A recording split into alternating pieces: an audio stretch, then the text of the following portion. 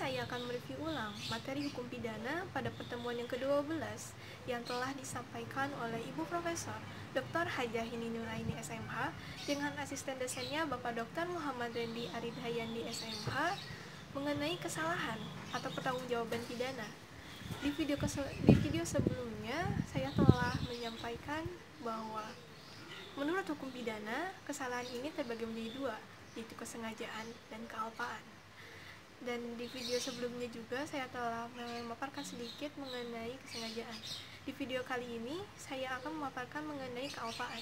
Kealpaan atau kulfa atau kelalaian merupakan kebalikan dari kesengajaan, yang artinya adalah suatu perilaku, baik itu disengaja maupun tidak disengaja, menimbulkan suatu akibat, dan dari akibat ini terdapat ketidakhati-hatian.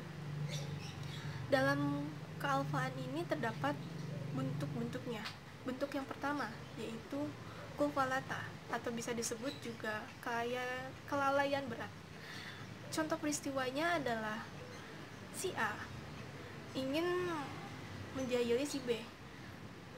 Awalnya hanya ingin menjahili dan hanya bermain-main saja, tapi ketika si A menjahili si B, malah mengakibatkan si B ini meninggal dunia.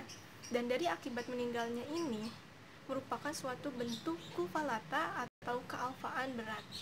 Dan kealfaan berat ini tercantum dalam pasal 359 KUHP.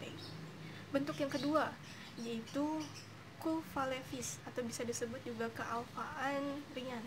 Contoh peristiwanya adalah seorang pengendara motor sedang mengendarai motornya di jalan raya.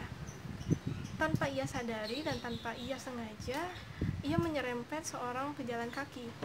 Dan dari akibat dari menyerempetnya ini menimbulkan si pejalan kaki ini terdapat luka ringan, dan akibat dari luka ringan ini merupakan termasuk dari kulfa levis.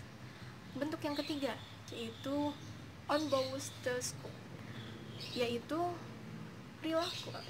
pelaku tidak menyadari akibat yang timbul dari perilaku yang ia lakukan.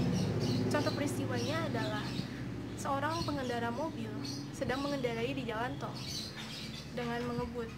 Seperti yang kita tahu bahwa seorang pengendara mobil mengebut di jalan tol itu sah-sah saja dan tidak menimbulkan atau tidak ada aturan yang melarang seorang pengendara mobil tidak boleh mengebut di jalan tol.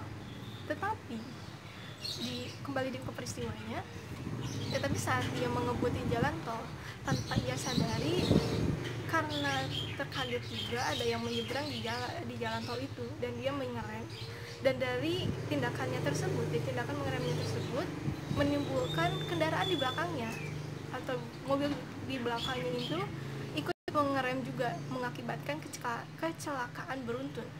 Dari kecelakaan beruntun ini dan dari akibat yang ia lakukan merupakan termasuk dari onbouwstelschool. Sekian yang dapat saya sampaikan. Mohon maaf bila terdapat kesalahan. Terima kasih. Wassalamualaikum warahmatullahi wabarakatuh.